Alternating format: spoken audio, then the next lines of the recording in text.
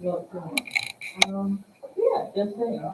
I think they've been running on following the science. They say they have been following the science and that the statistics show that since the beginning, actually, people of our age group aren't really affected by this. Um, I sense a lot of commotion in the Senate chamber right People now. that really are affected by COVID in general have a lot of underlying issues. The CDC director said that himself. Also, with people getting COVID, Dr. Fauci himself has said just about everybody will get infected with COVID due to Omicron. So it's not something we should be surprised about. It's something we should have been known. It's something we should have been looking at over the past few years. So everyone here, or almost everyone here, guess should be fully vaccinated, have 3 shots, 90% efficacy against COVID, the variants, whatnot. So yeah, there's definitely science that proves this, and that's just what I want to say. Thank you. So,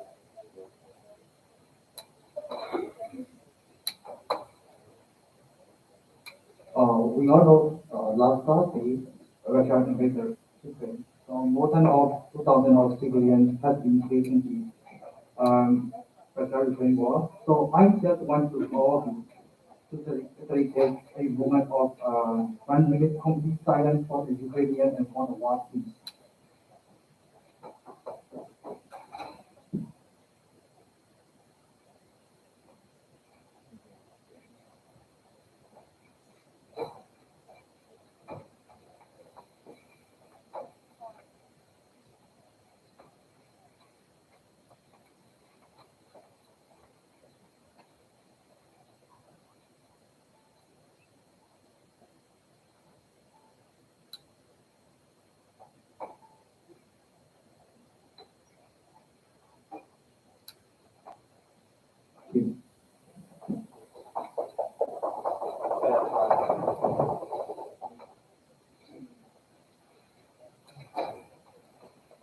Hi. I know that we kind of had the mask mandate discussion last meeting, and I just wanted to bring this up one more time, just to be careful with our, conversations about this. Personally, I'm not taking my mask off no matter what happens, and I know a lot of other people feel that way as well, even though I have been vaxxed, boosted, all of the above. And I just wanted to point out, that a lot of people have underlying conditions. I have an underlying condition, and I bet a lot of people in this room have an underlying condition.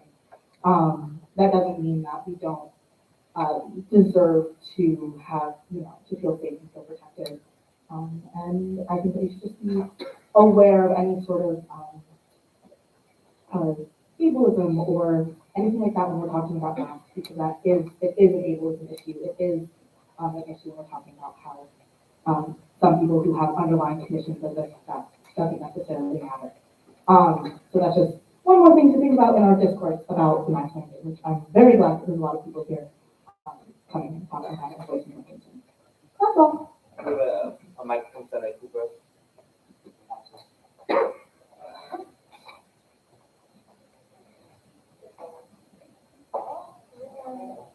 Okay, hello everybody. There was a mention about Middle Earth. Middle Earth hotline is 518-442-5777. The suicide hotline is 1-800-273-8255. And if you need crisis support, you can text home to 741-741. Let's be mindful of what we're saying. Thank you. Thank you. All right. Opening remarks. None of me, deprecating that this resolution. We have another student group here to be recognized, so we're going to recognize Mark Powell in a minute. As always, if you need something from me or to the chambers, email our wonderful secretary, Armani, over there, she'll be able to figure you out, right? Any questions for me? I want to keep this deep because we have a lot on the agenda. As you know, we have our wonderful administrators here, so I'm going to try my best to get to the finish line tonight by the cooperation.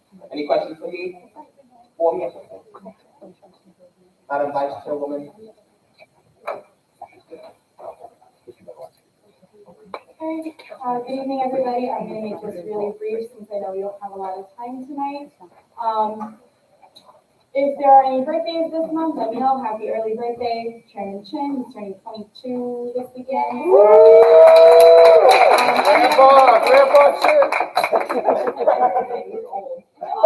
other birthdays this month, please let me know. We'd love to shout you out during opening remarks. Secondly, Senator Vikas reached out to me as well about a rally that's being hosted tomorrow from 12:30 to 2:30 by the CC Fountain for victims of the Russian attacks on Ukraine. If anyone is interested in that, please feel free to reach out. Also, for those of you that have been asking about my office hours, all that stuff has been posted. I've sent it in the group, been on social media. I'll remind everyone one more time. My office hours are Monday and Tuesday, 6 to 7 virtually, and Friday I'm in the office and I can meet with you either virtually or in person based on preference from 1 o'clock to 6 o'clock. If there are any questions about that or any reason why you need to schedule a meeting with me, please reach out to my intern at sasenateintern@albany.edu. Her name is Janelle. She's fantastic. Please reach out to her or use my calendar. Thanks.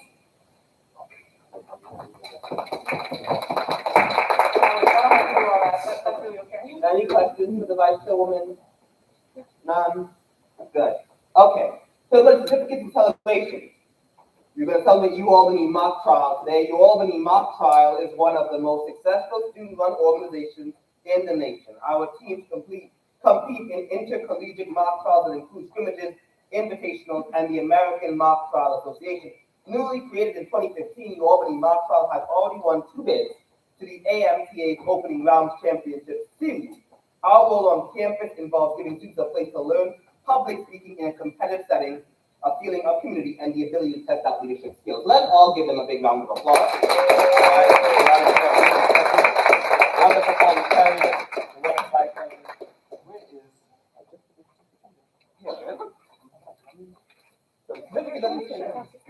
But the students officially credit would like to celebrate UAlbany mock trial for their consistent dedication to our university. Right? Come this way, one of them this side, with help, and I will. I know, man.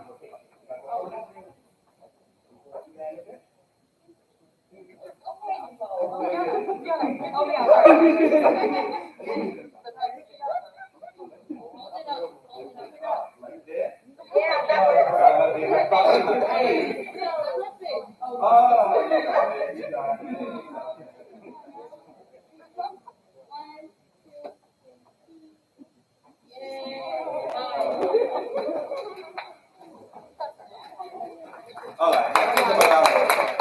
Okay. All right. Congratulations once again. Let's go to the appropriations agenda. We're going to go to Senate Bill 143. CC.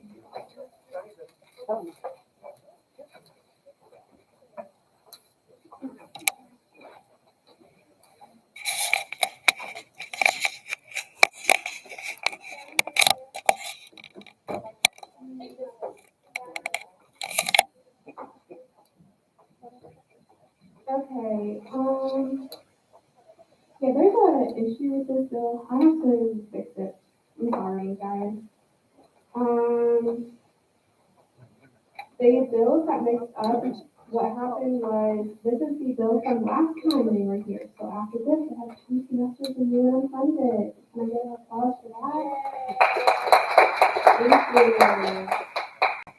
I'm gonna pull up their actual submission.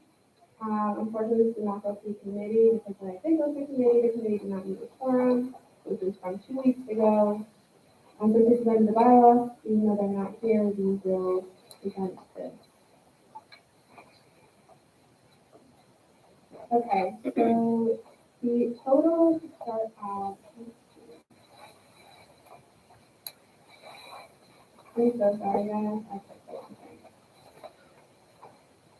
Come along, guys.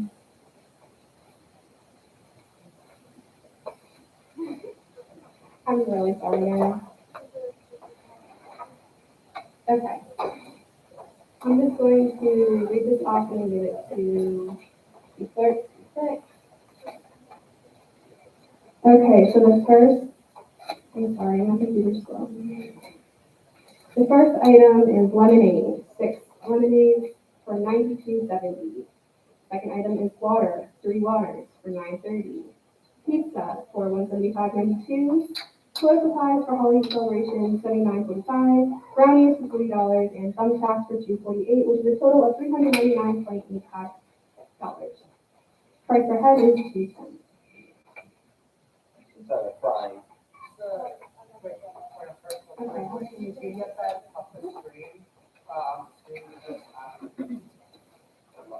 All right, let us find it. I'm sorry. Go on, sir.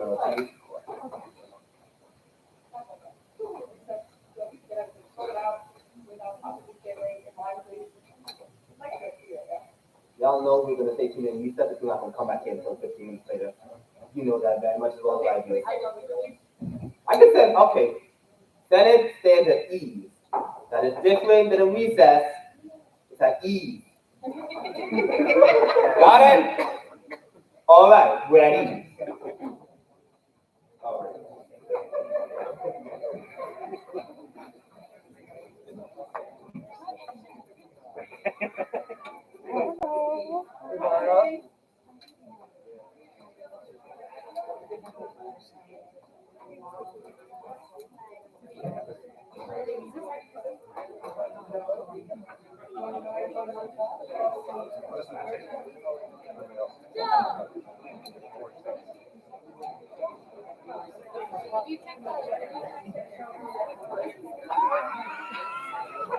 Are we just going through the?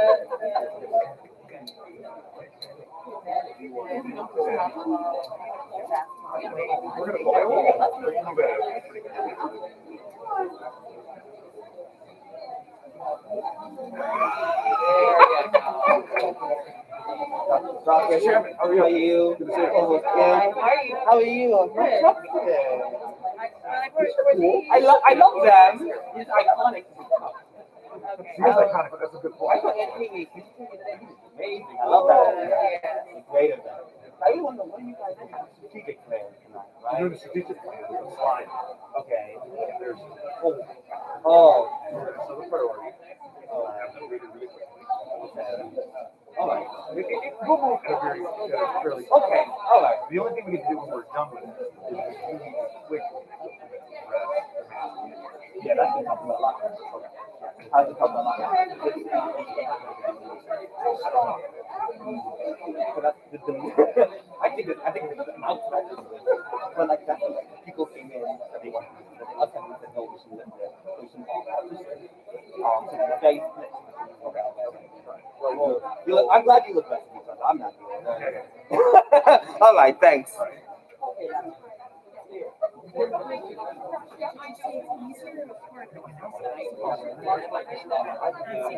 Yeah. Hi, How are you? Good. Yeah. It's my time of year. Take it easy. Break is here. Yeah. Come back. Oh, so you're just fine. So I'm okay.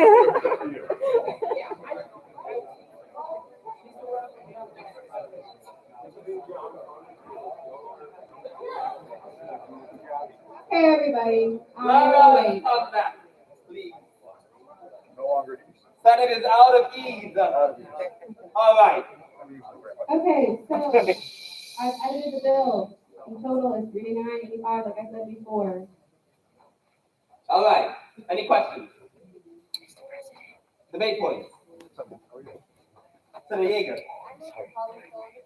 We're going to move to call this bill the question to Senator Yeager. The second, Senator McGuire. The second, Senator McGuire seconds. Any objections? Seeing no objection, we'll call this bill the question. Vote is open. Hey, do you want to approve this bill? Please do not want to approve this bill. See the same.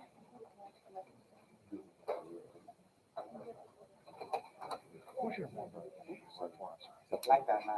Very festive March. Oh my God.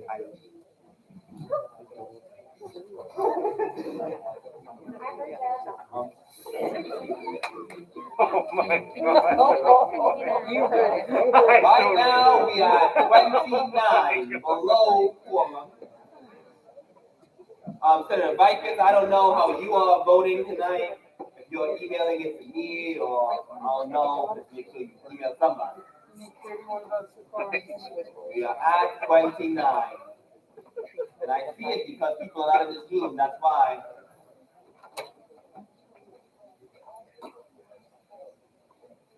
All right, I'm sorry. Whoa! Chairman carefully. I think Senator Vikings went 31. I don't know who you're going to please. Anyway, closing it now.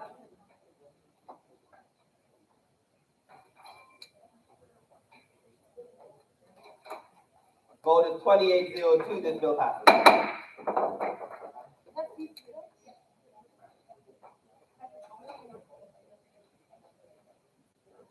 Hey, Neuroscience Club, are you here? Seeing no Neuroscience Club, I will present. There's a neuroscience. Oh, you're here? Okay. Come on. Sorry, I didn't see you. I didn't see you, I'm sorry. Okay, so if you want to give a quick overview of your organization, and Mr. Chairman, if you could scroll down. Thank you very much. All right, so we're the Neuroscience Club. If you don't know, we talk about neuroscience. It's basically just a bunch of it's basically just a bunch of panels. We bring on different guests. They talk about the different parts of the field of neuroscience. They talk about medical school. Recently, we had a panel about what it takes to get into medical school. As for our budget, as you can see, we're under $400, and it's basically just essentially marketing and get the word out about our club. Senator Ganesan? The move the call to the question in a second, Senator Gold, got second. Any objections? Speaking of objection, we'll call to the question. Vote is open.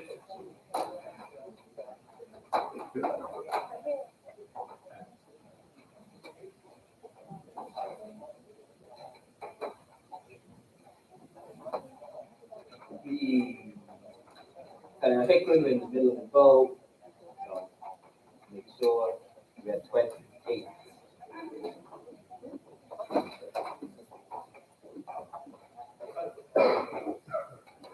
We were at 30 the last time we did these. All right. Vote is now closed. The bill is 2704, the bill has.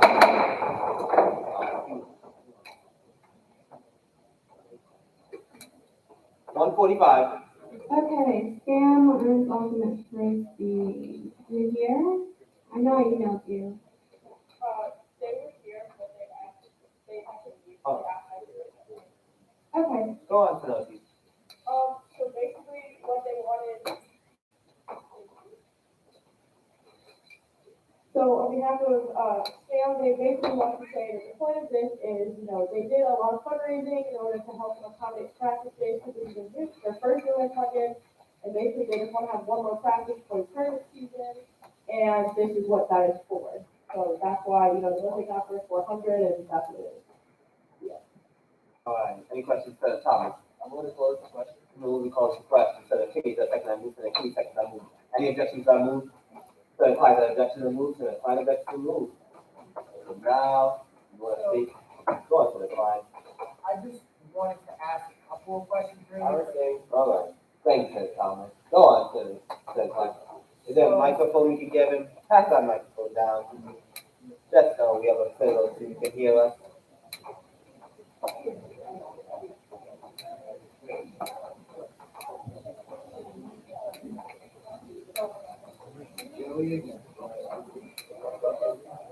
So just really quickly, with this budget, Is it on? with ultimate frisbee, is that not considered a club sport? Okay. yeah, 300. Okay. Let us move on to the next question.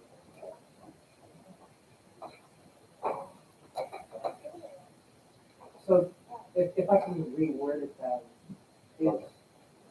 is it a student board or is it a wing of the campus board? We've done both, so I don't think it really matters. I'll-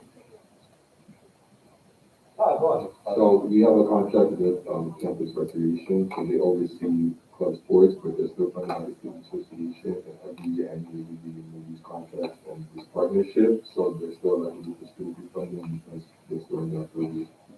That's all I have, thank you. I will call this question. Okay, so let's call the question. Senator Thomas, second that. Senator Thomas, second. Any objections? Seeing no objections, we're gonna go into a vote.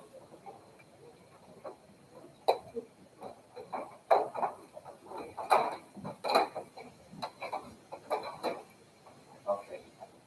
Bob Coleman now. Feel that.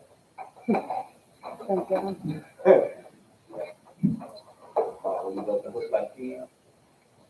Close. The 2904 is go back.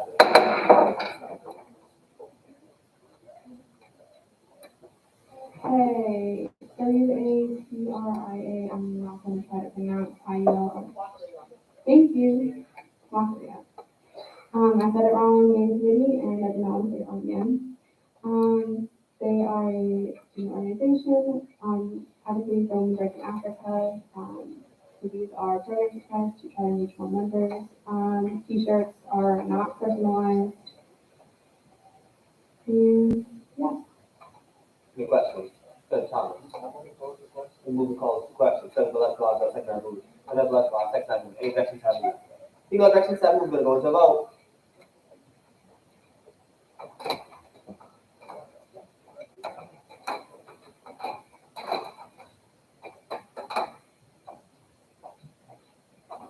All right, then. I was at 13, Madam Vice Chair, we're getting closer. Oh. Voting 30-0, this bill passes. Yes, I think that's a vote, I want to put my, on record, my vote is aye. you got it, you have that record? Oh, Senator Wilson. 147. Okay, brother to brother, B2B. Food and drink, $399, there's a programming to attract new members, and existing members. Yep. Senator Yeager. We'll move the call to the question, the second Senator Khan, second Senator Khan, second. Any objections? Senator Ortiz objects. No question. Senator Yeager, you said? Senator Yeager, you said, go on, Senator Ortiz.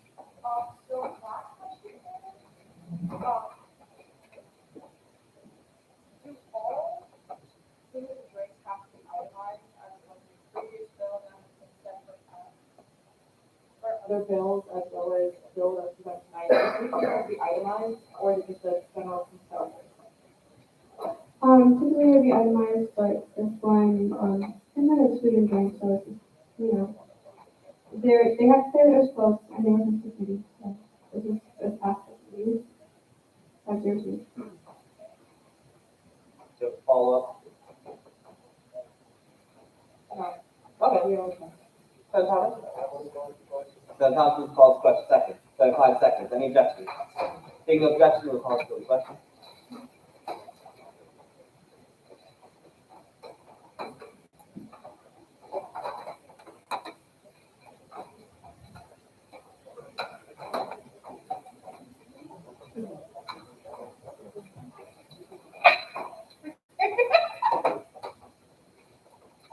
Okay. I'm right here. So you. Yeah, you did all, yeah. You're good. I'm good? Yeah. We appreciate you though. 3904, this bill passes. Is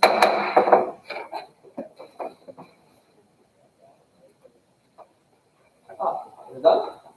All right, great. Thank you. University reports. Madam Chairwoman, is Catherine here? We love you, Catherine. Do you have someone have the microphone for the Chairwoman?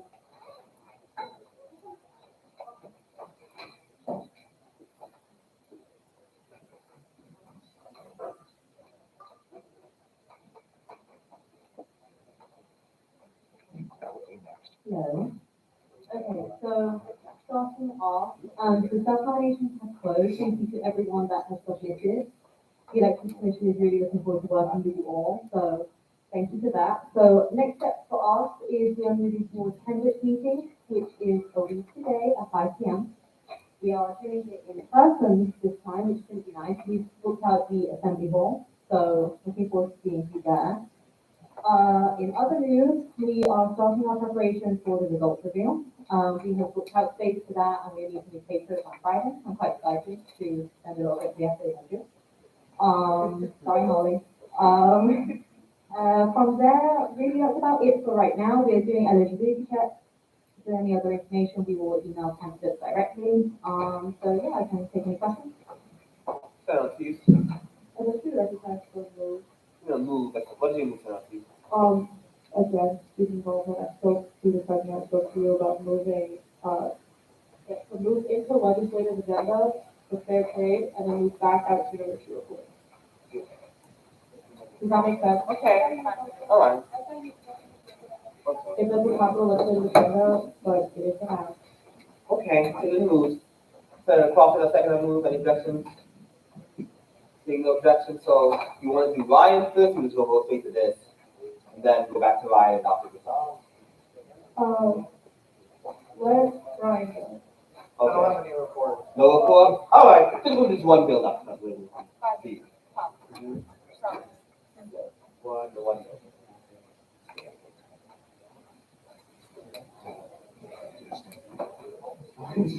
I should just do that, yes.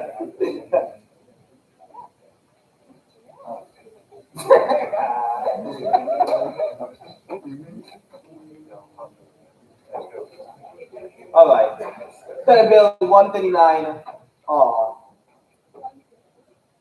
right? Okay. Senate Page, the floor is yours. Oh, okay, no problem. No problem. Sorry for the wonky agenda, but this case was from a student, and the whole point of certification is to empathize students. So here we have the information from Barbara to explain to us what certification is, and you want to hear about it? Okay, so, everyone hear me? I'm not the one person, so they probably calling out with the microphone. So a few years ago, back in 2019, when Fuel was on the Senate and a few of you also were on the Senate, we passed 30 to nothing to get, the school to move forward into getting fair trade designated.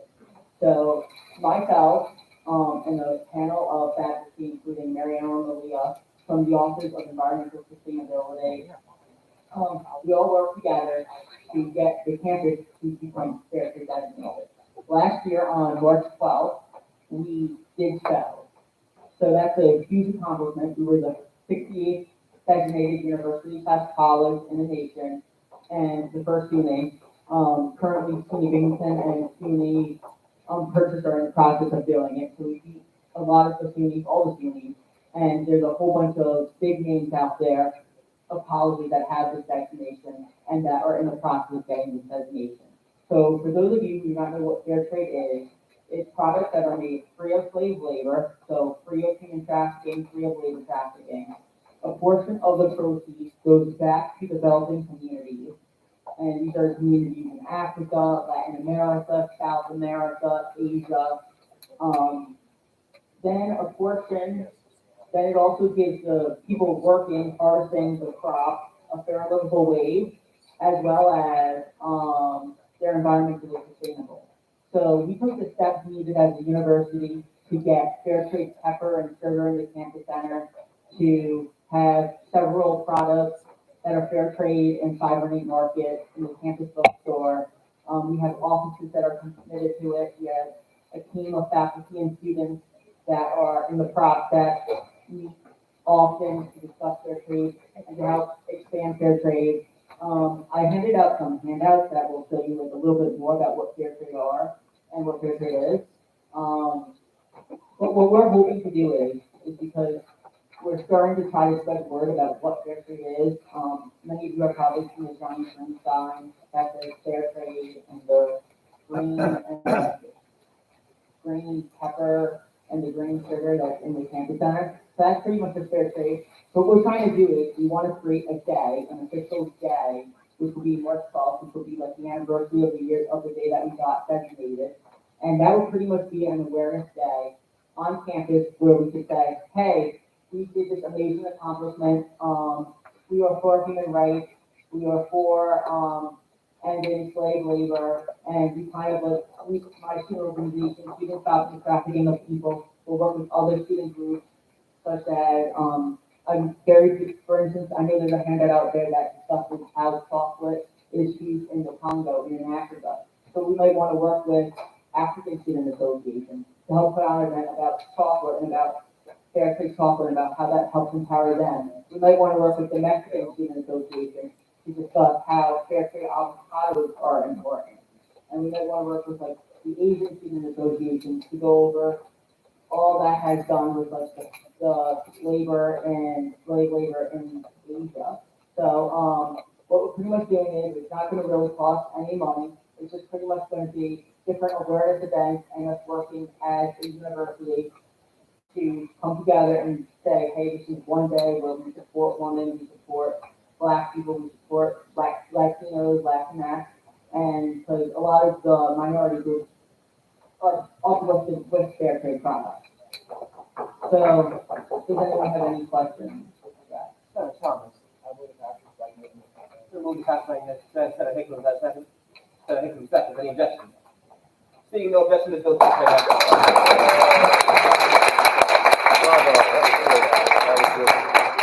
All right. Hey, nice job. Thank you. Nice job. Sorry. I'll take that mic. Let us give our undivided attention to Dr. Christopher Provost Kim. He's like, I don't want to do this. Yeah, trying to get the other mic. There is another microphone. Anyone has the other microphone? Oh, there you go. All right, everybody, we know you've got a lot of stuff on the agenda, so let's go. I are excited to be here with you to get your feedback on the revision that we're going through of the university's strategic plan. This is an interactive session, so if you could pull up your device, whatever your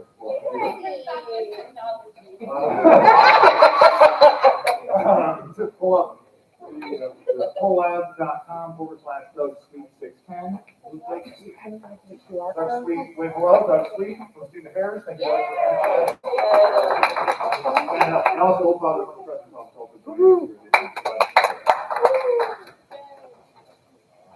While you're doing that, you want us to do background? Yeah.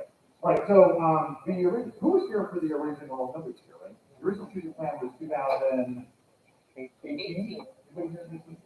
Yep. Oh, Yep. you were, that's right. That's exciting. Yeah. Anyway, a lot's changed since then, that's another statement. And we've gotten some clarity in terms of our experience with the university's 5 core priorities. So last summer, the Strategic Plan Advisory Council began going through sort of a gap analysis to see what progress we have been making, where there were opportunities, particularly as we emerged from the pandemic and other associated events. So this is what we're presenting now. And if you were around in 2018, as President Kagame and others were, you know that we did what we called roadshows at the time, where we went and talked to almost 33 different stakeholders.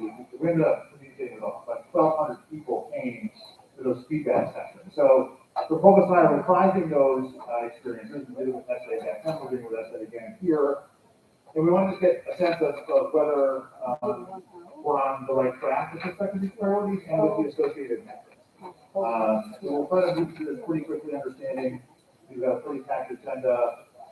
We also, sneak peek, do want to talk to you a little bit about mask mandates and where the university is headed. So if you want to get to that, we'll move through it pretty quickly. Okay? All right. So, Yeah, thank you. But that, I'll click for you. oh, okay, I'm sorry about that. All right, so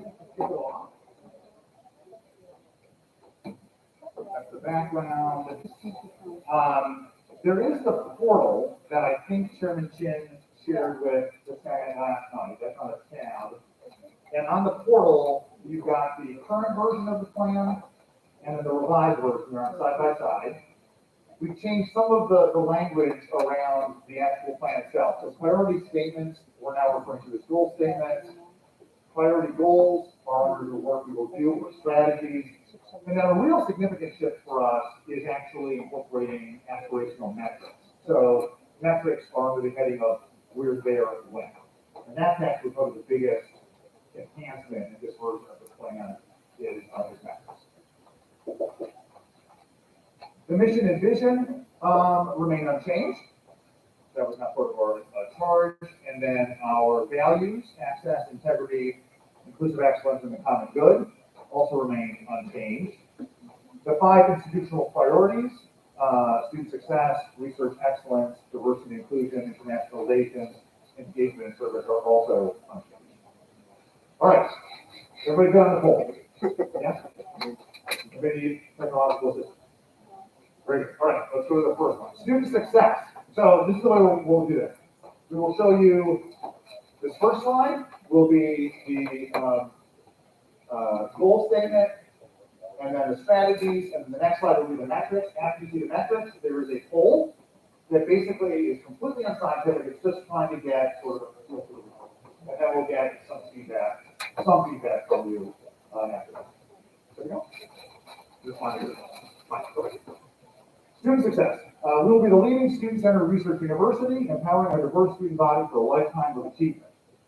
The work we will do are the strategies, high-level strategies, provide tailored support for all students to maximize personal and academic growth that fosters student well-being, purpose, and engagement, create a holistic student experience that incorporates individualized academic pathways and ensures all students have a roadmap to a timely graduation, and deliver innovative interdisciplinary academic programs that position our students to be leaders at the cutting edge of their fields.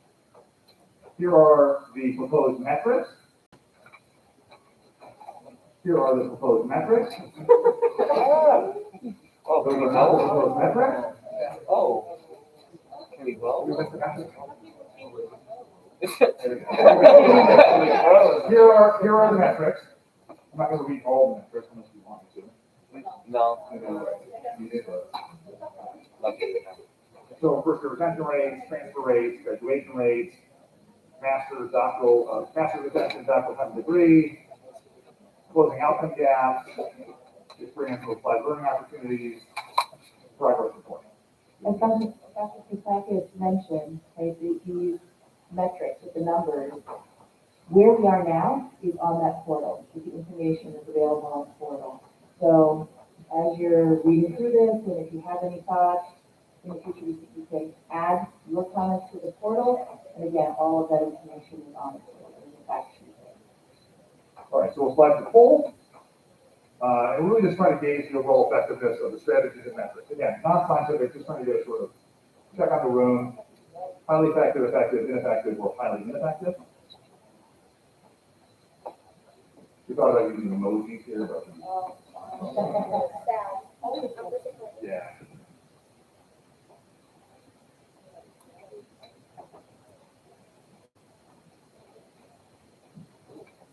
Would anyone like to share their thoughts, comments? About student success priorities? So, I went ahead and ineffective just for a few reasons. I believe that the student success plan right now does look good. I believe it should use a little more additional support, especially when it comes to really reaching out to the student and having an individualized experience. I believe it's important that students have access to their advisors. And speaking from personal experience, I still don't know who my Rockefeller College advisor is. So, these are things that should be included, especially considering we're going to be the largest research university among students come next year. So we're gonna have to provide more support, and more of a, while you can say with more of an individualized experience that's more interactive with the counselors and more interactive with the professors. But I will say the goals that are presented here are great. I would just like to see that, 4-year and 6-year graduation rates are bumped up higher than that, from 65% would be a fairly passing grade in most classes. So, with teaching students here, that's more money for the university, but also more wealth and education and knowledge. No, you make a great point, Dylan. One thing though, that when we were building out the metrics and deciding on the numbers that we're going to set for the metrics for, we will be there when, this is based on comparisons with national data. So at 90%, that's right in the middle of where we should be. So the WUC, that's where they should be, around 90, and across the nation, 90 is the goal. And as are the other metrics. Other comments? Are we gonna improve it maybe?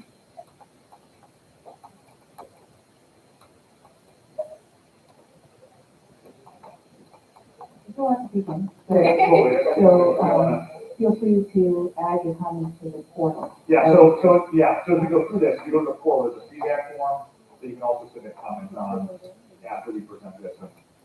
All right, let's go to the next one. Research excellence. We will be internationally known for our research and creative work impacting critical global challenges. The work we will do. Incentivize interdisciplinary research networks and collaborations across the humanities, social sciences, and physical and life sciences. Build cutting-edge infrastructure in support of the interdisciplinary research enterprise. Provide institutional support for scholarly work in humanities and the arts. Grow research and scholarships in areas at the forefront of science, engineering, and technology. Implement novel strategies and best practices to incentivize as well as retain diverse research active individuals and research administrative support staff. And these are the metrics. So total research expenditures exceeding 300 million. External funded organized research increasing by 25% per year. Shared organized federal research activities to 80%. Number of faculty and postdocs, graduate student fellowships, internships at national laboratories and industries to increase 25% each year, and so on. Here's the poll on research excellence. Okay, thank you. Oh, there we go.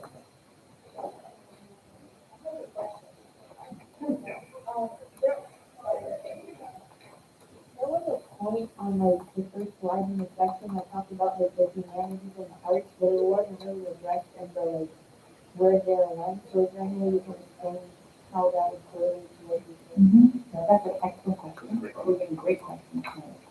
So from the feedback, so I think that this is the number of five, It's coming, right? oh, 7 or 8, okay. Yeah.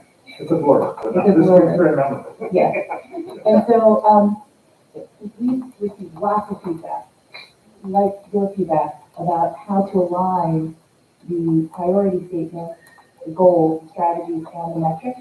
And we're going to try to do that. So it's a little bit easier to see, this is what we want to do, strategies, and then how we're going to get there through the metrics. But that's a really good point.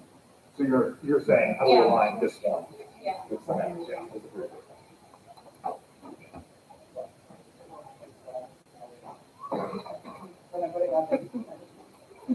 So the voting is, again, unscientific. Is it clear to you the goal and the metrics together? So take it to Kathy. Okay?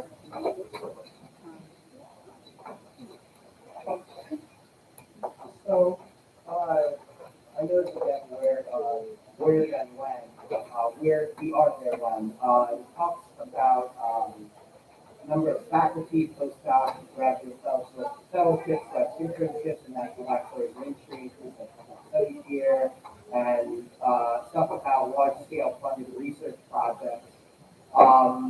There was a concern last year about funding being given to the university and how the university was even going to pay for substantial portions of academic branches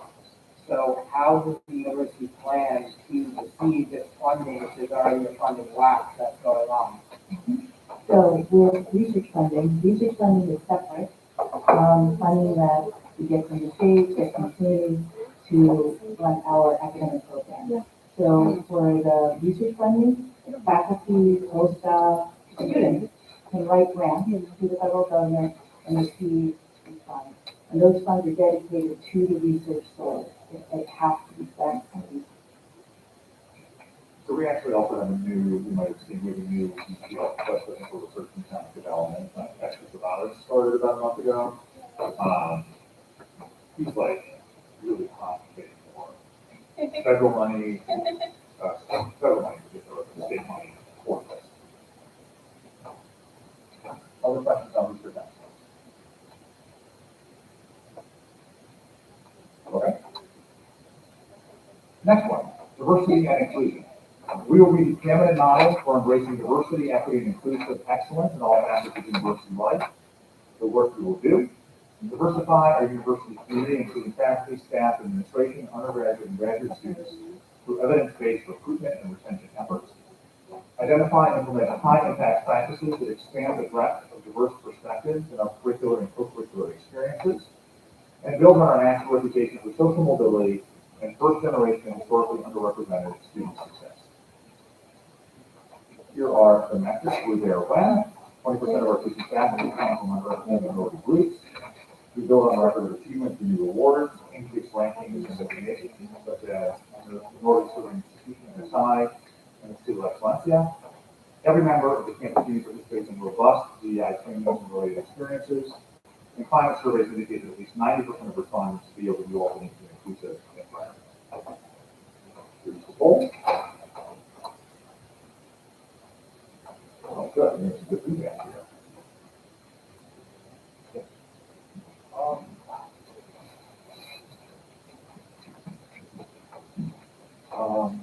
I love this. I really do. I'm big on diversity. I see it as a very general and broad statement.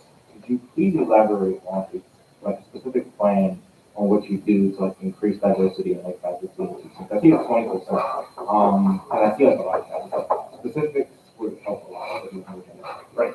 So the provost will respond to that. I should have clarified this at the beginning. Carol and I are not necessarily trying to defend any of this. Right? We're literally shopping it around. So I get what you're saying. You want to know specifics. We are literally just sort of sharing with you. And if that's not clear, what you're asking is lack of clarity. We'll try to clarify it. But Carol can actually give an answer. So this is, again, all of these questions are great. And so the strategic plan, we're using at the university as our guiding light, right? So it's our map, how to get there. Each of the schools, colleges, departments will be asked to come up with a plan after we finalize the strategic plan. So knowing that this is what is at the heart of the university, what are you going to do to get us there? And so those very important specifics will come from the implementation plan from the schools, colleges, and departments. Another question? This is the higher freeze still in place? No. Okay, so this can tie up a little bit on the DEI plan you guys have presented. What do you guys mean by third bullet point? Every member of the campus community participates in robust DEI training and leadership. So working with the Office of Diversity and Inclusion, so Sam Caldwell, the President of the and he's going to be working with the community to develop what this should be, so that it's the best training for our campus, for the students, staff, faculty. Also, just to follow, like, again, the last bullet point, climate surveys indicate that we 90% respond to you all in an inclusive environment. What are some of the projects or plans that are in place to get students to feel like that? Because I have had multiple students reach out that it isn't an inclusive environment. In my 3 years here, I have seen things happen that make you all feel like an inclusive environment. And so, again, I think that where we'll get there with the specific plans are through the implementation plans from the departments, schools, colleges, the different divisions, including student affairs. So it's really important to foster it. And so the how we will get there will come from this implementation. Other questions? These are great questions. I do want to underscore again, if you go to the original plan, this metric section was very, weak or incomplete, right? So we didn't have any sort of aspirational things to build towards. And so that's probably the biggest shift in this particular, this shift in the language reason for the goal too, but really the metrics and saying, here's where we're trying to get. So on, you know, don't put very points, there's being raised here. To say, let's try to make it more inclusive, but to measure it. And obviously these are things to be deducted, but that is the biggest sort of difference. This just holds all of us accountable. Yeah, absolutely. Other comments on the email? Ways to improve it?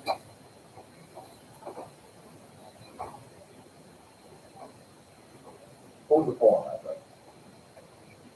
Something like that. What kind of issue, right?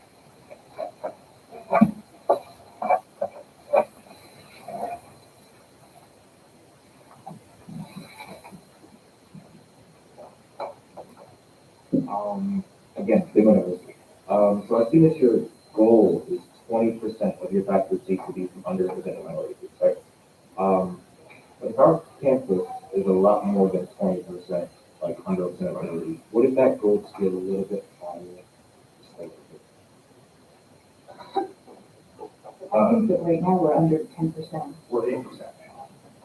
So I don't think the public might disagree with what you're saying in terms of the faculty looking a lot more like our student body. What you're saying, I say that too. Public says the president says it. We're at 8% now. Of the university centers, I actually think that's pretty good.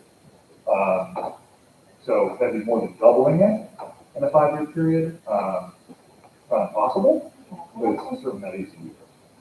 So I agree with you. That number should be way bigger. We have to get to the 20 and then it keeps growing. So one thing to keep in mind too, all good strategic plans are living documents. So this is not going to be a static document. Halfway in, we should review and adjust the numbers. If we are hitting our goal, which would be fantastic, if we can get to 20% in 2.5 years, I'm all for it. And we adjust and we move up. So that's one thing to keep in mind too. So we will keep pushing ourselves to campus to make our campus better. We did hear yesterday about some investments that SUNY is trying to make. Sheila said this after the show. In diversity hiring. 350 new faculty processes for campus. Oh, wow. By the way, context is not a huge number, but unfortunately. Other comments on the campus?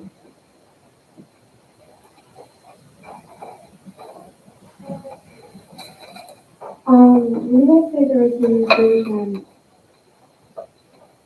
There's a lot of facets to it. How invested is the university in making sure that these underrepresented minority groups are also people who are neurodivergent or disabled? Clearly, yeah. And we know we should say this one important.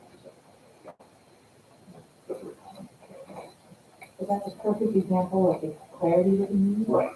So thank you.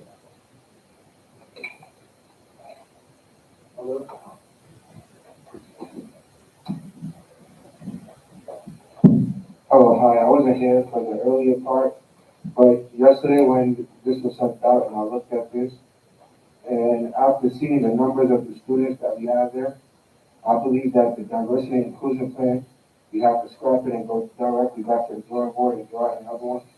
Because first of all, 20% of teacher faculty coming from underrepresented minority groups, I don't believe that's it. I believe we have to increase that number because our student population is so diverse. Like what Senator Cooper just said, we have neurodivergent people. We have people from the BIPOC community, AAPI community, LGBTQ plus IA community, and I believe that 20% of our teaching faculty just coming from, it has to be increased. Thank you.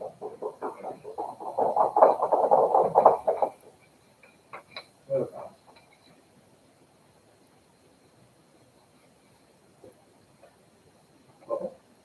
go to International relations. International relations, we will infuse international perspectives across our research, teaching, learning, and service to promote the global common good. The work we will do. Prepare students to be globally engaged citizens by including intercultural and international learning opportunities for all disciplines.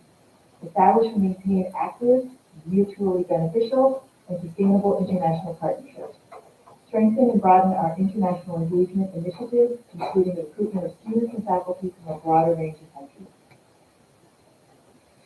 We are there when, and so just to call out the X's here rather than numbers, so we're trying to get these numbers from our campus. So we need to know where we are now, what our baseline is, so that we can, put our stretch goals in there, right? So we're still working on that. But these are the important points that we really want to stress for where they're in under international relations. So the percentage of faculty along and students engaged in global research, the percentage of faculty, staff, and students engaged in global learning and service, etc.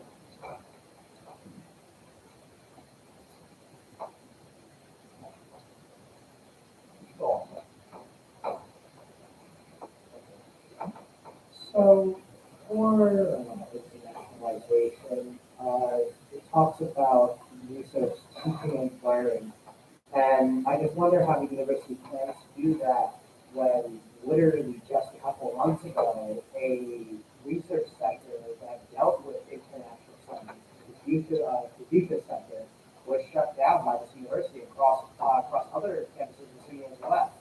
So how is this plan supposed to promote internationalization if the university literally just shuttered the doors on the program for internationalization?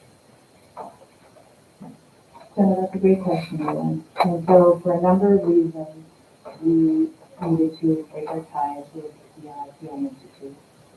The programs within the CI Institute are being picked up in other departments and other areas so that we serve our students and the community. So it's very important to us. The goals that we have are, I really think, once we have these implementation plans from the different divisions, teams, the departments, that this will propel us forward in the internationalization space.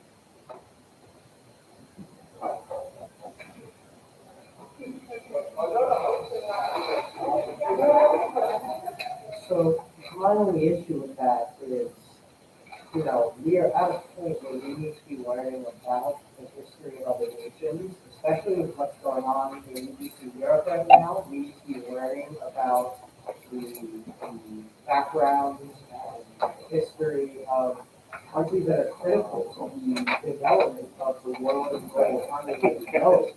And I just don't think the way to do that is to take this back to departments. I think the way to do that is to have the university say, look, this is what we want to do in terms of bringing the international experience to our students, and that our department is helping these initiatives. But if it's not coming from the administration, the higher levels directly, then we have no guarantee as students that these are going to be implemented. I mean, we frequently hear department reports, and department ideas are, I wouldn't say ignored, but they don't get implemented, especially if they're going to help students. I mean, again, going back to the future center, I mean, these are issues and areas of learning where people can learn more not just about themselves, but about other cultures. And if it's not coming from the top down of the university on what the university wants to see, then the departments are kind of going to be left in the dark about what they can and can't promote and what they can and can't do. So I understand your point, but I do want to stress that we want to make a strategic plan, implementation of a strategic plan, a community-wide, campus-wide effort. The only way to do that is to get feedback and plans from everybody across campus. So although the ideal of having a top-down, as you say, doesn't work well in the university. So we're here to share our ideas, get feedback. We will ask the department to using this as a guide. So that's why it's so important to get the feedback. We have to have the feedback so we have our framework. And then we're expecting all of the departments, the schools, colleges, the divisions, to use this as their foundation to build an implementation plan. So I would just point out, I think to Dylan's point, which is I think a good point, that the first strategy here tries to call out or tries to signal institutional commitment, maybe not strongly enough, though, to the idea of intercultural and international learning opportunities for all disciplines. So we are trying to say that, maybe we should modify how strong we say it. Other comments on international? How's that poll look, Doug, on the international level? All right, so let's do more hot on it, but other comments?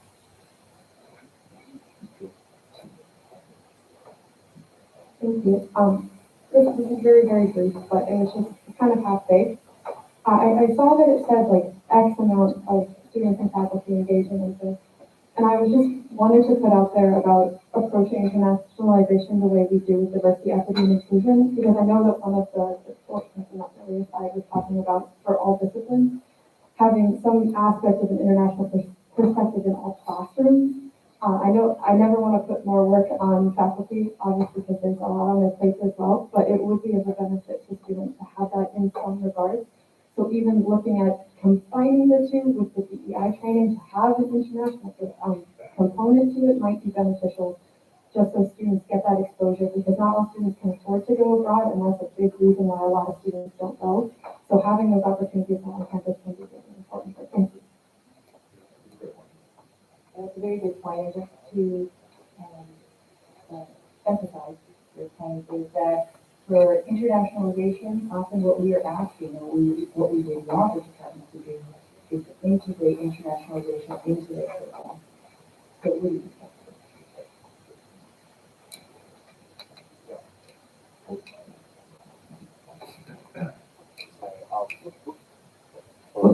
I'm sorry, I just want to go back to diversity, equity, and inclusion really quickly, and say that like, it's important. Oh, we're going to pass that one already.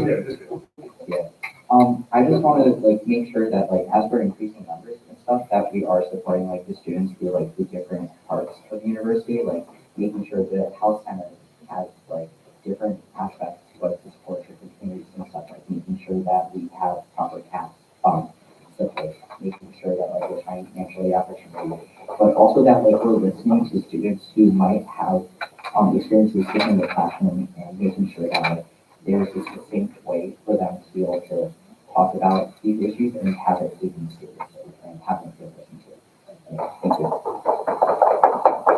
That's a good point, and I think actually, part of what you were saying is that it's actually got to be more than just teaching faculty, right? So I think that's important note for us to make. So I think you're approaching it from CAPS, right? And we've heard sometimes CAPS and so forth are student body as well. I also think you raised an important point regarding issues around equity, which we don't talk a lot about here. So we'll make note of that as well. That's a great point. Thank you. All right, here's the last one. Engagement and service. We will build transformational partnerships that strengthen the university and our local and global communities. The work we will do: establish a critical mass of community-engaged curricular, research, and service across all programs. Become the destination of choice for community members to participate in university events and programs that enrich the greater capital region, and respond to emerging public needs through our expertise, facilities, and workforce. Here are the metrics.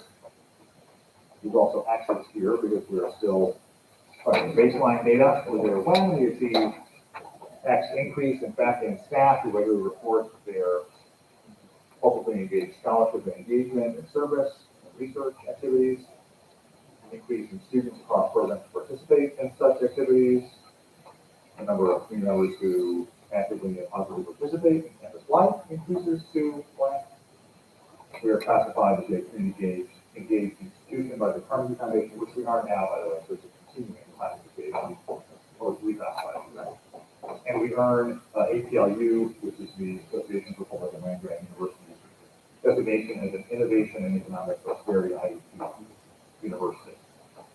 Here's the poll, the last poll.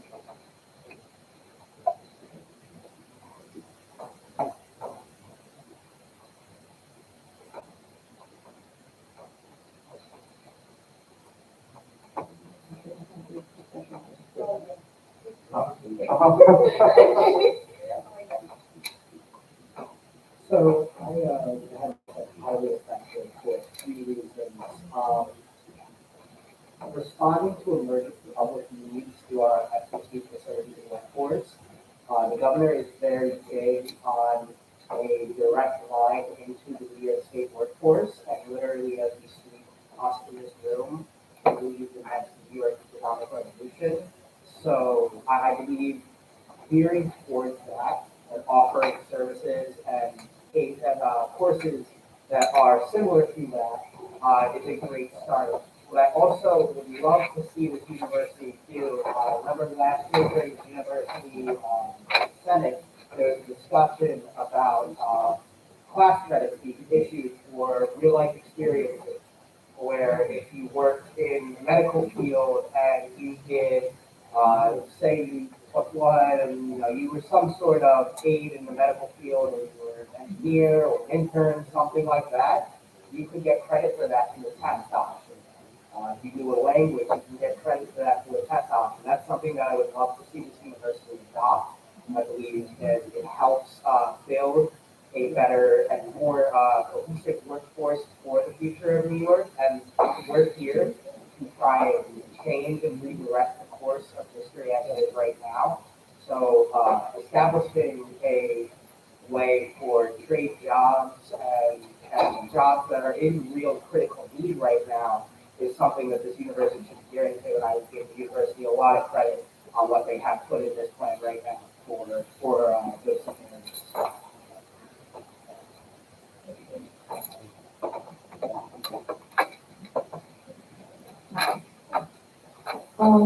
I really like the point about making the university a destination of choice for community members, especially across the greater capital region. As someone who is from Albany and has been here to see the things that have happened over time when it comes to students at this university interacting with the community, I think that there's a need to increase the positive relationships that we have with the community.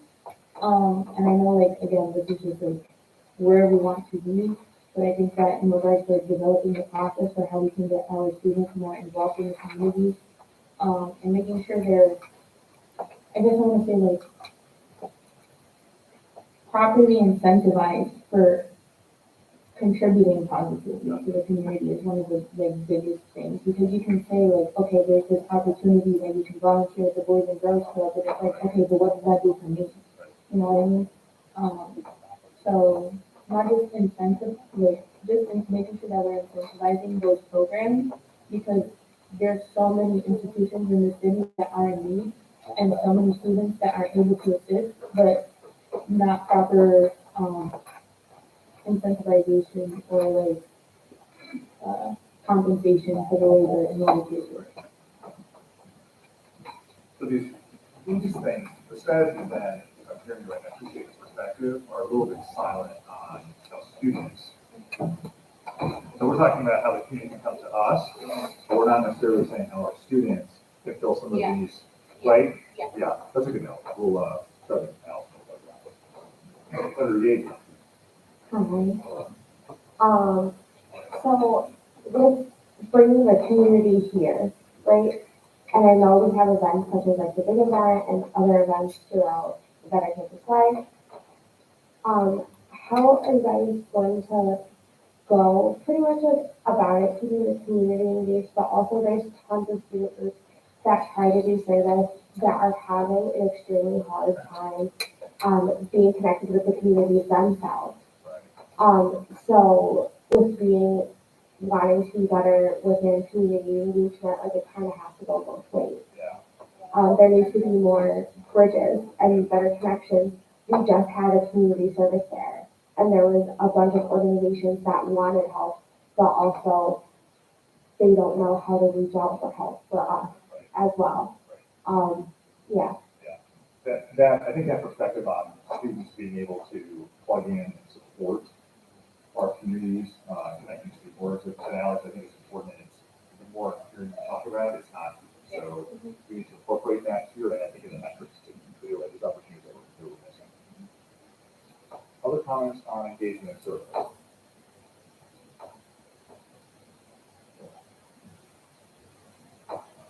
You know, the student association wants to empower student voice. How can we help in these initiatives to get engagement and outreach and service up? Because to Senator Yeager's point, I've known that there are a couple of centers here in Alpha Omega that are the community service leadership co-fraternity on our campus.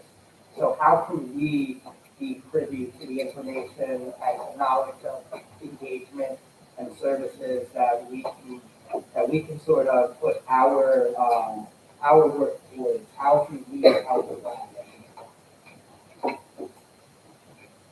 I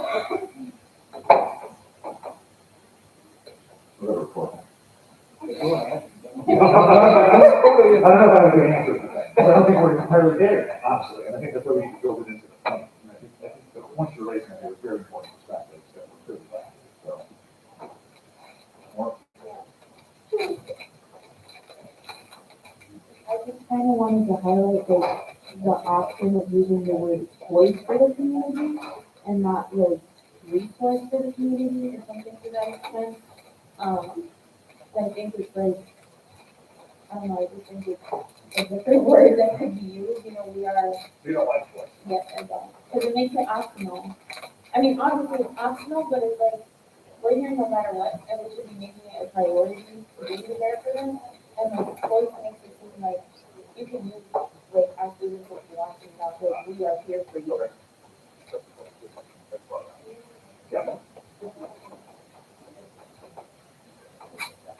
So what I'd like to say is, I know this might not be everybody's favorite thing to hear. I'm not sure if saying that the community should come to us is the best. I think that the issue is the University of Albany owes the Albany community a lot.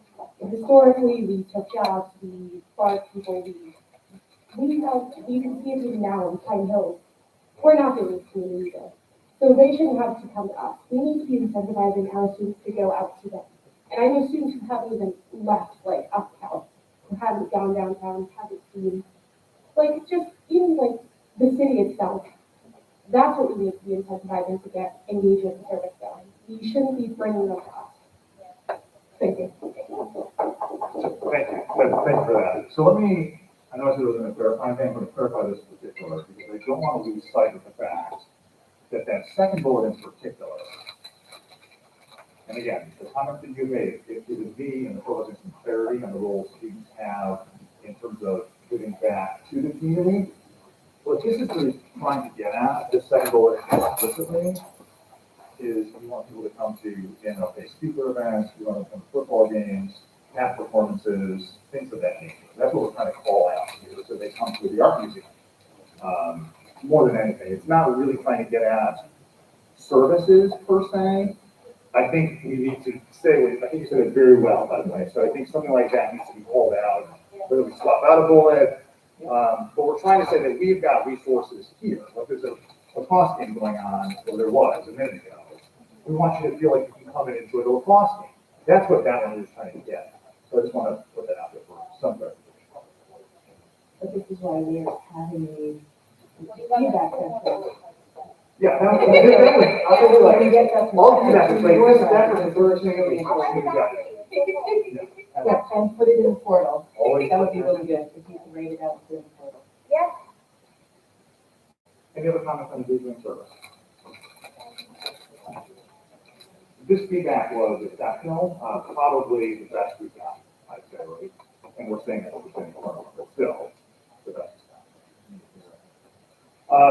As the program said, please go onto the portal. You go to the link that the chairman sends out, there's a side by side, there's metrics, and there's a qualifying form.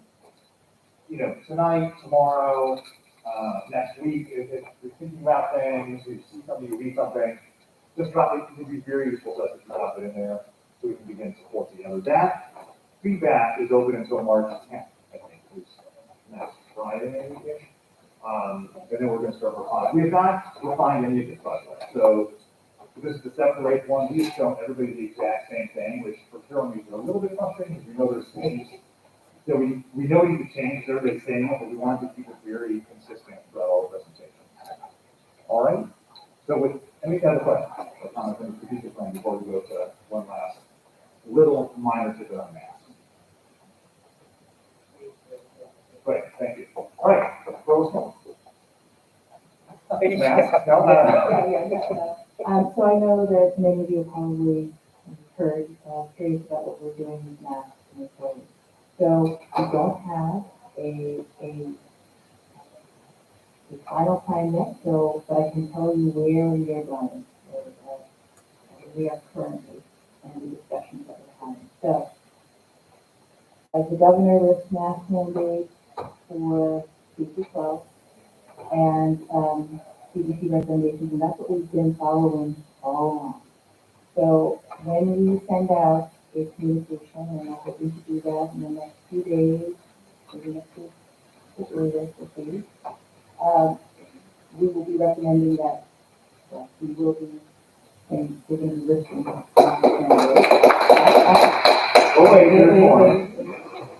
For public areas, we will not be listing the mask mandate immediately for classrooms in the okay?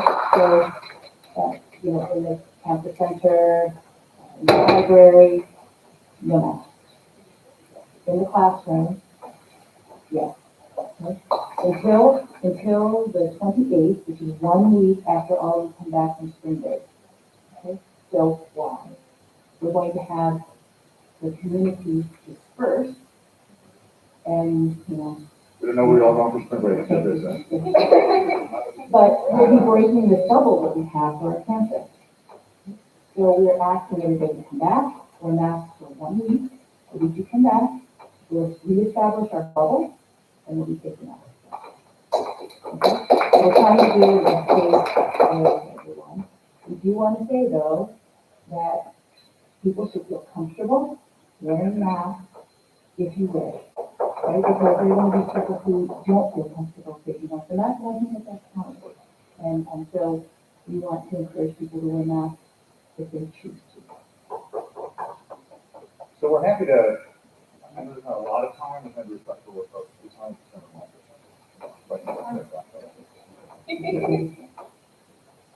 So with that, and this is, I'm sure, a question that person who wants to make it waiting for, does the university reserve the right to reenact the mask mandate? Yes. And this is because if, you know, we don't know, my own personal crystal ball is not working. Mine broke through the whole pandemic. So I cannot predict what's going to happen in the future. And as we make our decisions, how we're going to go forward from the guidelines from the federal government, the CDC, the state government, county, Department of Health, we will use that information to help inform our decisions. And so if something happens and you keep all these dates, that's number one, you may need to miss. What's the vaccination rate again? 97%.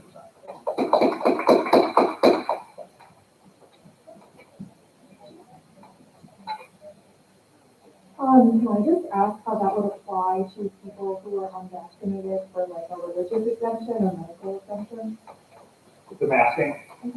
So, the photo correctly, but I think what we're suggesting in this message that we're hoping to share is that if you are exempt and therefore not vaccinated, we are recommending masking. Also, we are not, though, eliminating the other COVID protocols. Right? So if you are exempt, you still need to participate in the surveillance testing. We will have the quarantine and isolation available on our campus. So, if you are positive or showing symptoms and you get a test, you have to report back to the campus. So all of this is an effort to keep the campuses bubble, keep the mainstream bubble. We may, obviously you all know, some of you here long enough to know that it hasn't been a great 2 years stretch. Some of this year is better than the last year was, but better than the year we went away. But we made so much progress, we're not looking at, so that, other universities have made different decisions. We respect their decisions. We're doing what we believe is right for the University of Albany for our students, faculty, and staff, which is that's our priority. And we think this is actually a fast route to go with what would be really the immediate rollback on public spaces, and then hold the line at least through reestablishing the bubble in the classrooms. Warmer weather will also hopefully prevail at the end of March, early April, and then we'll be able to sort of roll out. Again, to move on to the family relations piece, and then let it begin. So really quickly, looking at the website, for the dashboard, it says that there are 151 rooms set aside to support on-campus residents who need to quarantine or isolate. That number being used right now, so there's 0. I haven't seen it move in a couple of days. So are you thinking about downsizing the amount of rooms we have available, or are we thinking of keeping it the same?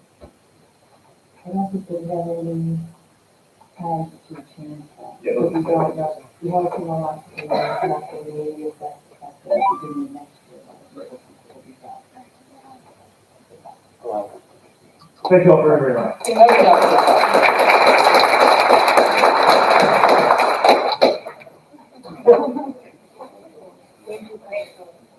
you very much. Oh my gosh, time was fast. I know, I appreciate it. Yeah, no problem. Thank you. All right. Come on, Nick.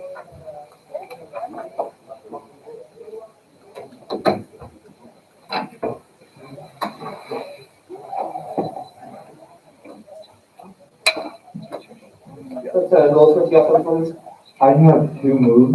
One of them is to limit executive for 45 seconds each. I'm so sorry to do that, but we're running out of time.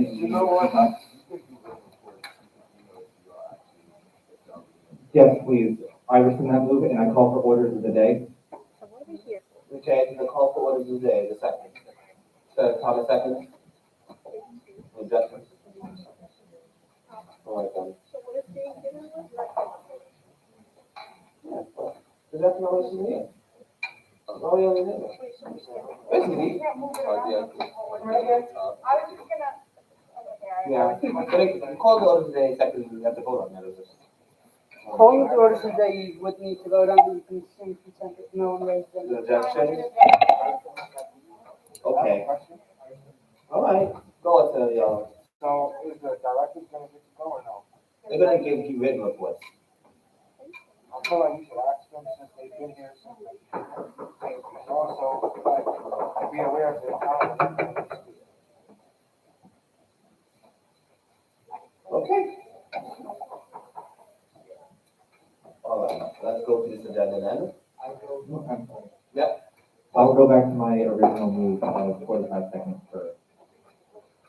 Second, that's it, carefully. Why is this the first thing on there? I mean, come on. Why don't you leave it? Okay. So, given that we did 45 seconds, but I only feel fear. What, are you not asking objections? Oh, is there any objections? Yes. There is objections. So vote on Alright. it. Don't vote on it. But yeah, we're wasting time arguing about that. But given that, I think it's only fair that committees get 45 seconds or less. All right? Okay. Chairman Thomas. All right. Chairman Yeager. All right. Chairman Scamperly. Okay then. Senator Cooper, Chairman Cooper. Nothing? Oh, okay. Chairman Blackwell? All right then. Chairman Martinez is not here. Senator Vikings, do you have something on behalf of CR?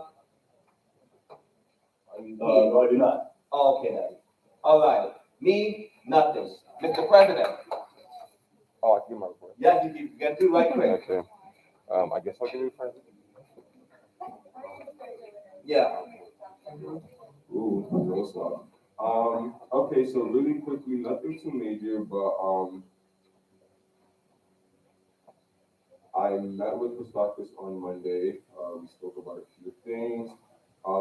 Exploring tunnel access, I know that students have been raising issues about that and the time span or the time limit on it rather. So starting conversations with Todd from Northwood by the end of this week. Some students should expect her part 2 or 3, I'm not sure. If you're eligible, there is still some funding left, so students will be contacted regarding that. Yeah, that's pretty much it. I have 2 nominations on the floor. They're great candidates. Please consider them for all of their quality and we'll put them into this association, hopefully. But yeah, that's pretty much it. Any Have questions, a great night, President? guys. Oh, thank you, Mr. President. Madam Vice President? The mic, we can get her? Clear the microphone. I get it.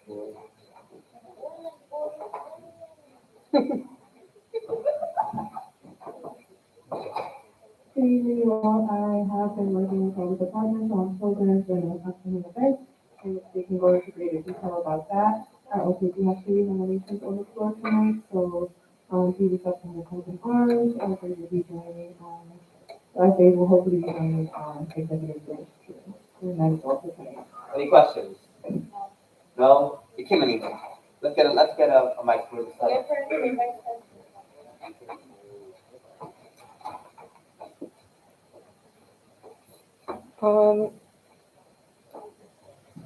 Hi everyone. So for my report, I've just been working with the directors of ICA programming for the upcoming events, doing clerical work, and that's pretty much it. Any Thank you. questions? No questions. Caroline? Hello, everybody. So yes, we have the small business pop-up shop that's coming up soon. My department is also working on a lip sync battle, so stay on the lookout for that. Other than that, my department is also working on Pride Fest, so yeah. Any questions? No? Be fine. The director of programming and I have been working on the small business pop-up shop. Please come on Tuesday, it's at 7 o'clock, and I've been working on cultural carnival.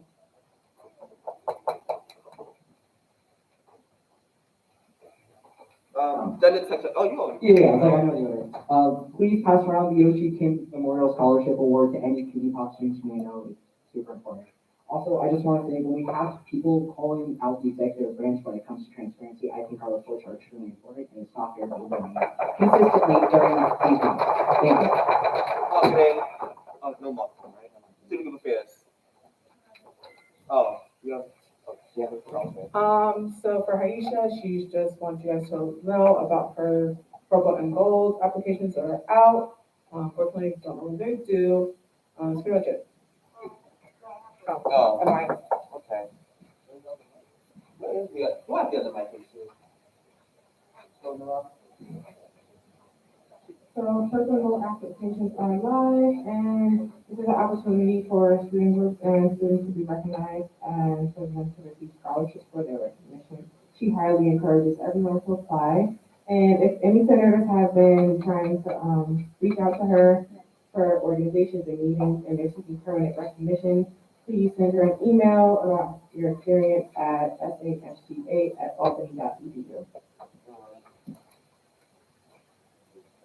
House Sustainability?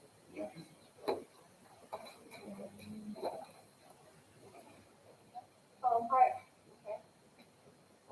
Hi, everyone. Last night I had my webinar that I moderated. It went very well. We had about 70 participants join.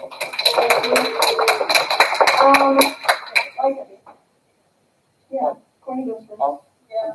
But you already did, that's what Okay, I'm so- sorry about that. Like I said last time, March, we're doing a worldwide climate teach-in, so during the month of March, professors will be dedicating a class to climate change, and then at the end of the month, there will be like a $5 panel, downstairs. I also echo the thoughts of the Director of Gender and Sexuality Concerns.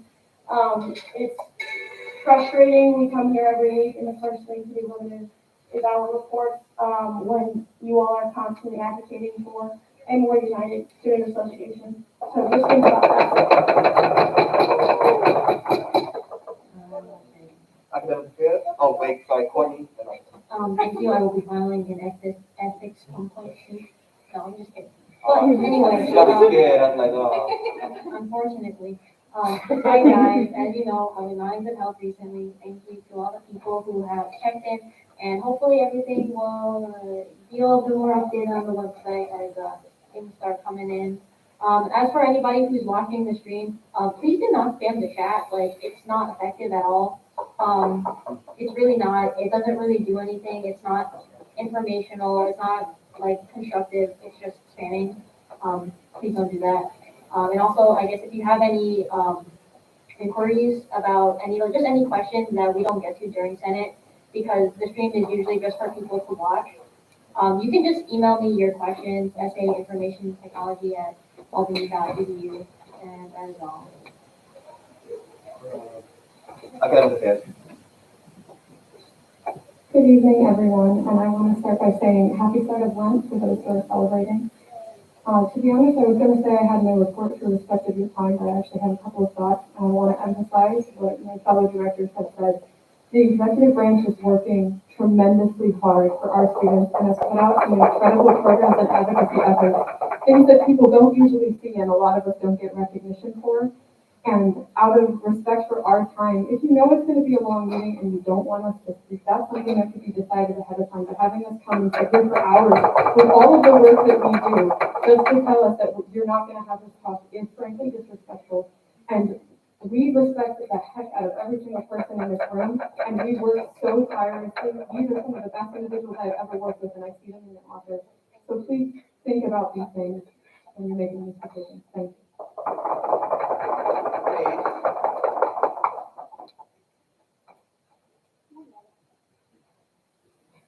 Okay, can everyone hear me? All right, good, because I have a lot to say. Hello, all. As usual, happy Wednesday. My team and I are hard at work planning programs for this month.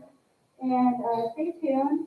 Last week, unfortunately, due to some issues behind the scenes, DIY night had to be postponed, so we're working on that. We're going to get that up and running as soon as possible. And as always, share the survey link. You all already know where it's at in the link tree. One last thing. COVID was a very hot topic tonight, and we as young people may not take COVID seriously. However, we must remember that disabled people have been hit tremendously hard by COVID, disproportionately so. And I get it. You might not be someone who's been hit hard by it, but my family has been, not just a personal case, and others have been as well. This is a global pandemic, meaning it impacts everybody, and it can lead you to long-term health effects, aka disability. So please, for now, until the rules change soon enough, or soon as you guys want it to, please wear your mask. And also, like my other fellow directors have said, our time is, invaluable to us. I have an IAM every Thursday, so I'm, usually pretty excited after Senate, and so being told, hey, limit your report, meanwhile everybody else in this room gets to talk over it for long periods of time. It's a bit of a slap in the face. Please keep us in mind when you guys choose to limit it. Thank you. See ya. Yep. All right. So since time's cut short, I'm limiting a report that would have otherwise been extensive. But CEO has been working with the Professors Union, UUP, for the rally tomorrow. Please show out. We spend a lot of time here talking about issues in the university, encouraging the state legislature to increase the budget will solve issues like struggling academic departments, accessibility to health services, especially mental health. Just a better budget can help every community on this campus, but we need to show up in numbers to support it.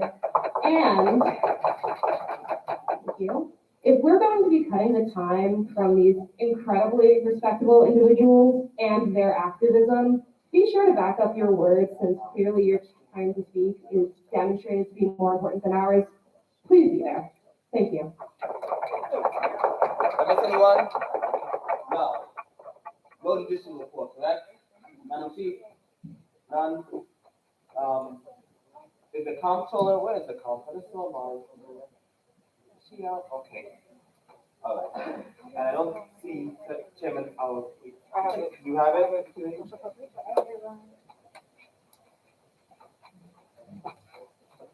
Thank you. Hi, everyone, Vice Chair, Board of Finance.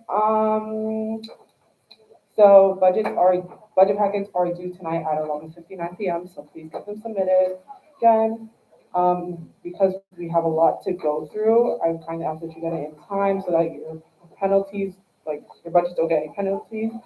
And, we are starting to approve some of the budget packets I've been going through. So we're trying to speed this up as quickly as possible to reach our deadline so we can bring it towards the Senate and you guys can approve it. Thank you. Have a good night. All right. Point of order. Go on, Senator Klein. My point of order is pursuant to bylaw 202.2.3.13, office of the comptroller report shall be given. All right. Seeing as that the comptroller, the deputy comptroller, nor any members of the student association office of the comptroller are here to give a report, we are currently in violation of that bylaw, and I would like it to be noted. Can you provide a written report? It doesn't say in the bylaw, so sure, All right, then she'll provide a written report.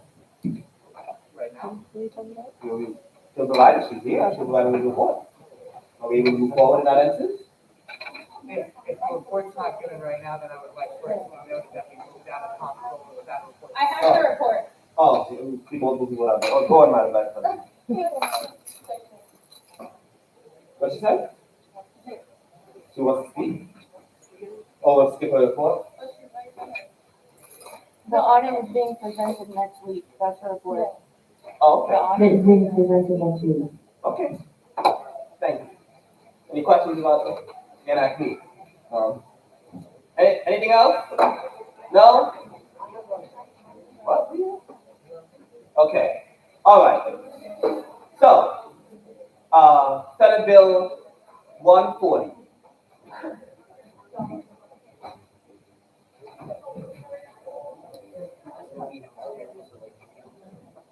All right.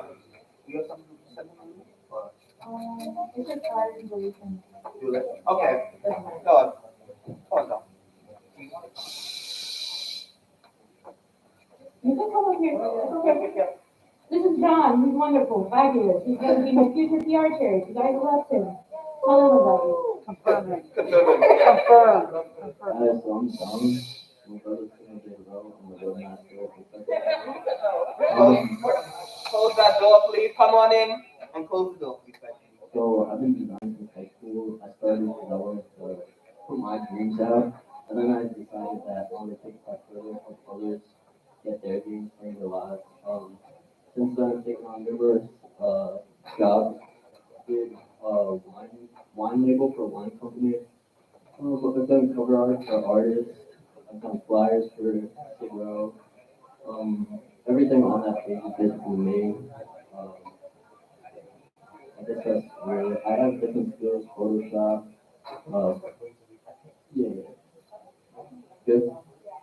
Photoshop, Premiere Pro, any of that. I heard that there was some APL members in here. I did the Sig Roses thing, Sig Roses flyer, and that's really it. I also made office hour and all that, and that's it. That's a name. Let me go, main question, that's a name, go on. All right, what's your move? I know to call the question. Move the call for the question. Senate, please, that second. Any objections? Senate Klein objects. I have a debate point I'd like to make. All right, I'll just say, move the debate plan. Okay, you want to move from debate? Senate Cross second. Any objections? Go on, Senate Klein. Make sure we get these two mics. You have one, and the next one over there. To pass it. There's the microphone over there. I'll just yell. All right. That's an accessibility problem. Really quickly, on nominee, fantastic. You did a wonderful job. and I really can't wait to see how you apply this position. What I am a little upset about right now is the disrespect that is being shown to this nominee by a majority of members in this body not being here. It really does make me upset that we have a wonderful nominee that is here to be our public relations chair, that is here to speak for us on our social media and help us advocate, and we have senators that are not in attendance right now. And that makes me furious. With that, I'm going to motion to pass this nomination by unanimous consent. So move the pass by unanimous consent. Check if you have quorum. Oh, I'm going to rescind my motion and yield my time to Chairman Scamperly. Go on. So, going on that, I agree, I thought the yelling was quite rude, and I think your experience is, you're gonna do amazing, and I really support you. So with that, I move to pass by unanimous consent. Check if you have quorum. 1, 2, 3, 4, 5, 6, 7, 8, 9, 10, 11, 12, 13, 14, 15, 16, 17, 18, 19, 20, 21, 22, 23, 24, 25, 26, 27, 28, 29, so like there's two more senators in this room. Amani's not here. Oh, so we're at 30? One more. You got two more. All right, now we're at 4. Great. Okay. I second Chairman Scamperly's motion. Then second, any objections? One personal privilege. To pass by unanimous consent. Objection. Sorry, I don't like donations being passed. All right. Yes. I totally get that it's late, but when you're stuck, it's technically taken as, like, they're allowed to object. You take it as, not express, that wanting to take it, when you're stuck, take it back, so just watch that. Yep, I understand. Okay. So there was, go on, Mr. Johnson.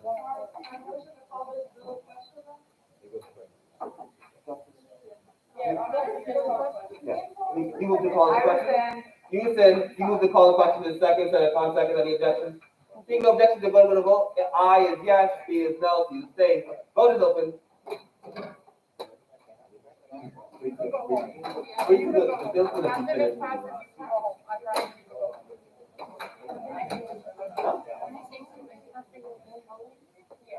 Wait. Senator Ganesh, are you voting? Are you gonna vote? No, not really. What do you mean?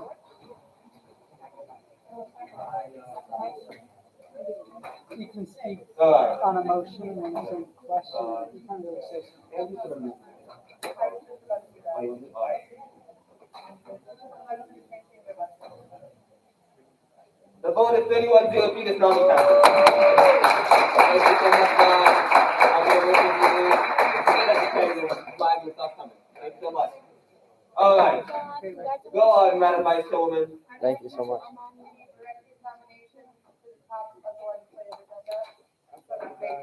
The Vice Chair moves to have Senate Bill, what is it, 149? Yeah, so it would just read as is, 141 would be next. And 149 goes up. Senator Thomas, second that. Senator Thomas, any objections? You objection, Senator? Yes, with the original, motion, are we going to add this committee assignment to it? I just want them to be able to go home, so no. Okay. All right. I was in my objection. All right. Any objections? Seeing none, that move passes. All right. So, 141.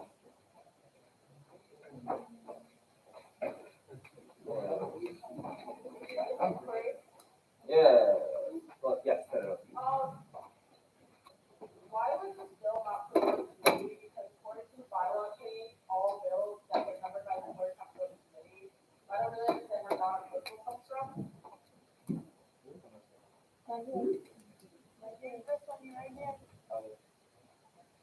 I was under the impression that I did not, that as the Senate should not vote on the presidential appointment.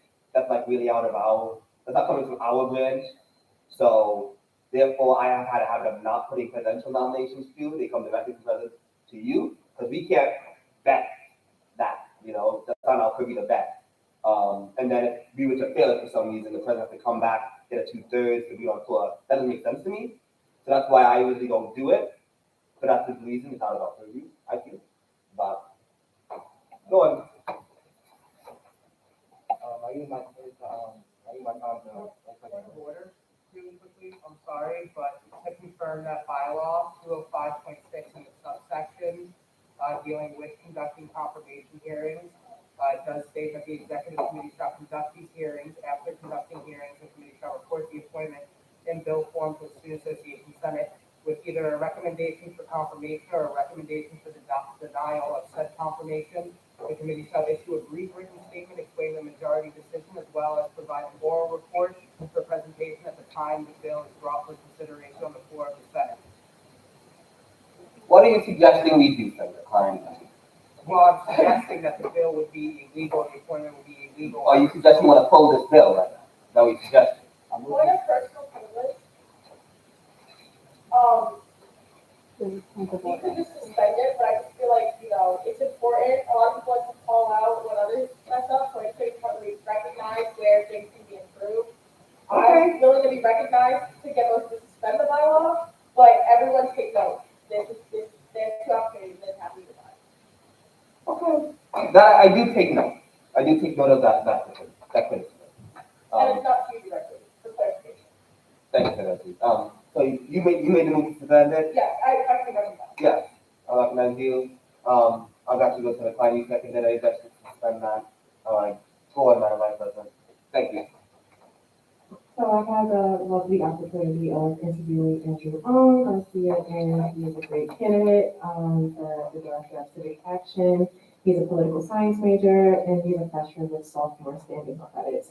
He is a part of Mock Trial, Civil Discourse Project, the Albany Call Center, and Cornerstone Ministry. So he's a very involved student. And let's welcome him with open arms.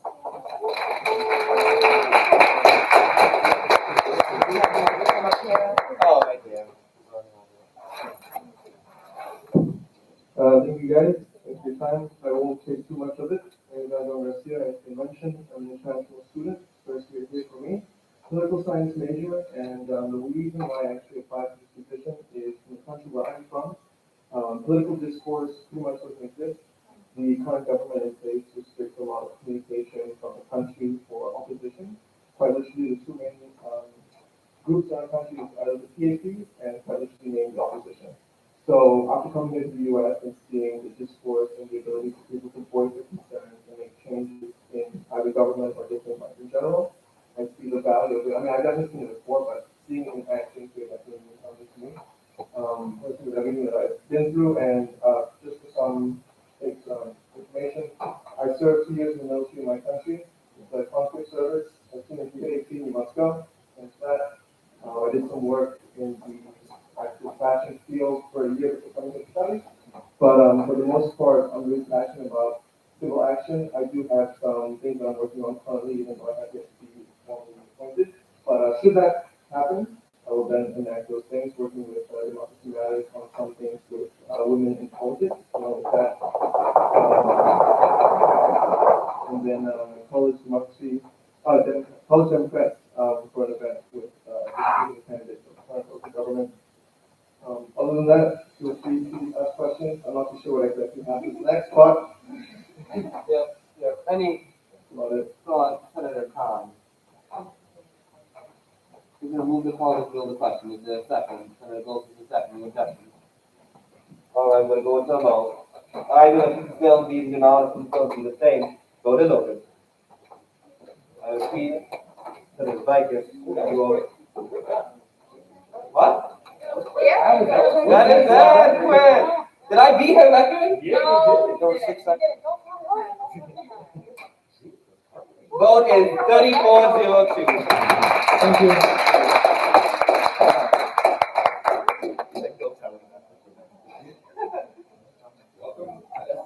Welcome to SA. Hope you enjoy your time. 149.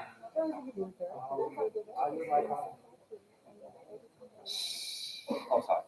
I also have the pleasure of interviewing Lucy Burnett. She is an English major. She's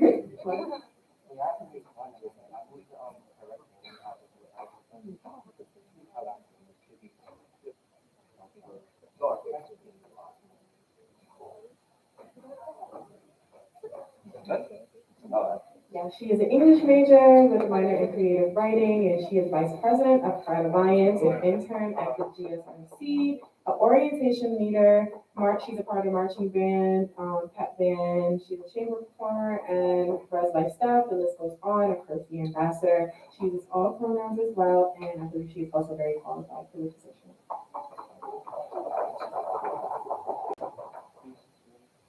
Say something. Yeah, I don't remember. That's for the people on Zoom. Gotcha. Sorry. Hi, I'm Lucy. I've met several of you before. Sorry, very nervous. But, yeah, so I applied for the director of digital position because, I have been with digital before, with orientation staff last summer. Some of you are in this room. And it was very fun. But aside from that, I've been living and working on farms and in the woods, for 20 years, my whole life. And I think that a lot of people at this university don't really get the experience of like going camping. And I think it's, aside from just the like physical aspects of it, because I'm a big hiker, I think it's very fun. I think that's a good bonding experience, especially when most people here are going with student groups. I know the orientation staff had a very fun time last summer. Very interesting bonding experience, and I think that a lot more student groups on this campus should be able to have that opportunity. And I'd like to make that happen myself. So yeah. Okay,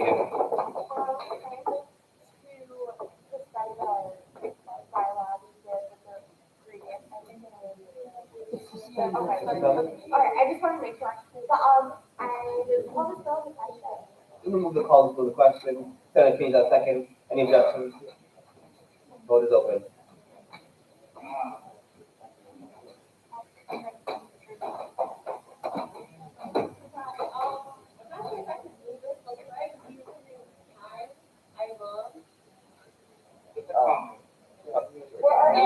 Well, this is not about the candidate, it's about the victim. And I find it very important to mention it right now. I motion to suspend voting to allow, former vice president. It's fine, I'm happy with that. Okay. I am missing. Love you, Ivan. If you have a message you want to send to me, I can send it out. Yeah, it's here. I'll email it to you. Okay. I was missing 5 right now. I'm going from 31, 36 to 31. All right. Okay then. Vote is 30-05.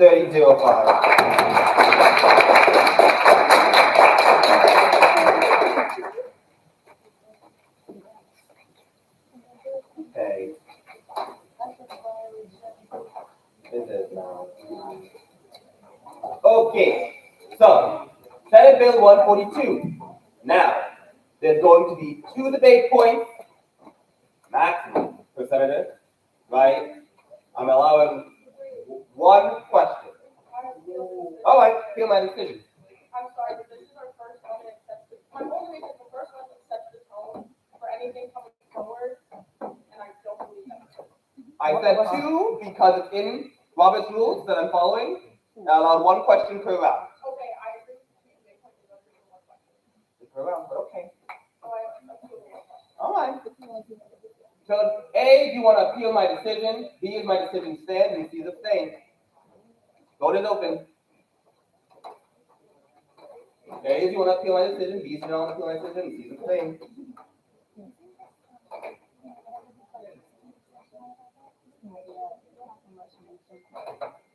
Senators on Zoom, I don't know how you're going to vote, but please do. I don't know if you're emailing it to me. Senator Viper, Senator Sadler, I have not been getting votes from you guys. So, I sent my votes to Divya. oh, you sent your vote to Jim? Oh, okay. So you do have 2 Senator those? Yeah, I have both of them. Okay. I'm gonna close this vote now. My decision stands. All right. I move to go into executive session. Can you put that vote back up really quickly? 13, 18, 5. members of the, ethics committee abstaining? They're not required to abstain. Well, on motions and bills pertaining to recommendations, they are required to. We're not voting on the motion. Yes, it is, the motion, point of personal privilege, the motion directly involves it.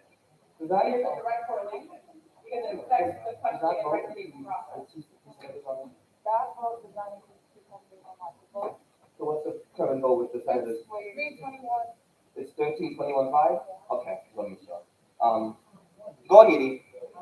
Because they're gonna be that we can put together.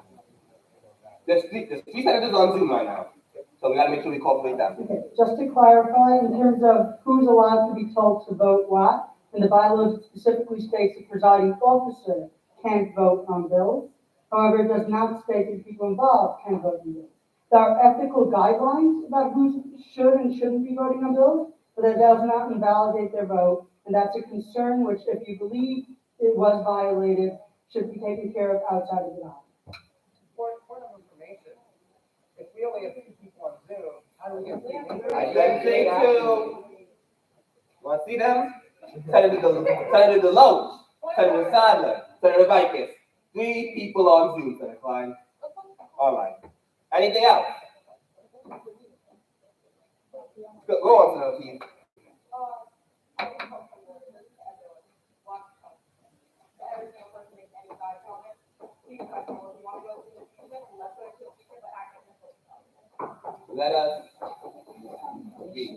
Let us. Anything else for me? Going once, going twice, going twice? No. Chairman Scamperly. I move to go into executive session. I move to go into executive session. Senator Thomas seconds, I move. Objections, I move. No objections? What? I meant, right, I move to go into executive session, and we can have Chief Justice Butler here. Oh, Ryan, sorry. The chief is an ex-officio member. The Sorry. Ryan needs one. I believe everyone else already has ex-officio status. She's an ex-officio member. No, Ryan is not. I don't think it's in the bylaw. She's ex-officio as well. I believe it's in bylaws. You can look at it. But Ryan is not. I don't know. No. Anywho. Sorry. Have a good night.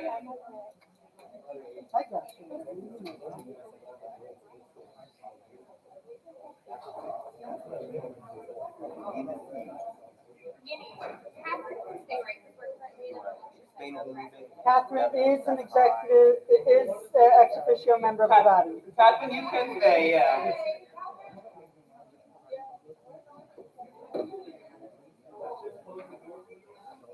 Hold on, what's the motion done? Did you send it to my Senate email? Nick, were there no objections to the motion? No. The way I'm researching if it needs to be cleared or not.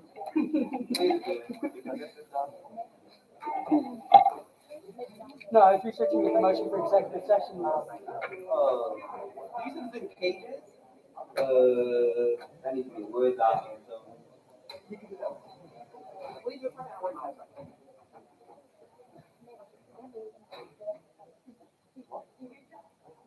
Oh. Nick, an executive, clarify the rules of executive session. So for new senators, and some probably for some old senators too, the rules of executive session, right? What stays here, doesn't leave here. Don't talk about it outside. You can be held liable if it is found that you can talk about it outside. Is the live stream on? That's a great point. That is a great question. I don't want to, I could take it down, but I don't want to. Yeah, let's make sure that that's off too. Should I Let's do be it? quiet now. It's off? Yeah, I don't know. Wait, what about the, This one right here. Should I do it? yeah, check out. Okay. Turn it off. We should end the stream. Vegas rules, what happens in executive stays in exec. Yeah. What happens here? Nick, I'm not sure if I should do this or should I wait for Courtney? Courtney, just turn it off. Okay. Just unplug the shit, let's move on.